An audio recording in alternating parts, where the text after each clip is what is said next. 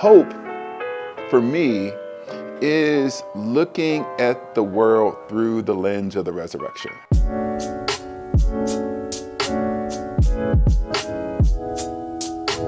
The question is is hope naive?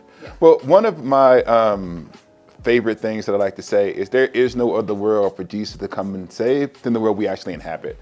And I think the first thing, before you can find hope, you actually have to face the pain, right? We wouldn't have to speak about hope if there wasn't a part of human existence, a human experience that kind of just pushes down upon us. And I think that all of us, sometimes we read the news, we stroll through Twitter or Instagram, and we just feel like everybody's the worst. And the natural inclination for us is to kind of say, because none of this matters, why don't we take what is ours? Why don't we, rather than hoping for any real change, we can have our little piece of happiness where we forget about the problems of the world. And so the first part of hope is actually seeing the world as it really is. And it's that world that you have to have hope for. In other words, it's not like I can have hope because I don't see the problems. I think there are people for whom Christianity kind of comes easy to them. I don't know, for whatever reason, they kind of grow up and they go to church and they kind of slide. They grow up in church and then they kind of go to college and they go back into church and they slide into small groups.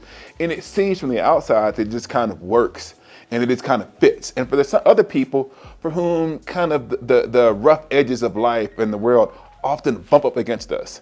And I want to say hope for me is looking at the world through the lens of the resurrection, such that the evils and the things that I see aren't wished away, but they're not final.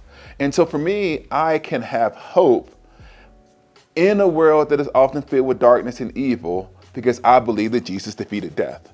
And if Jesus actually defeated death, the world is different even when it doesn't feel that way.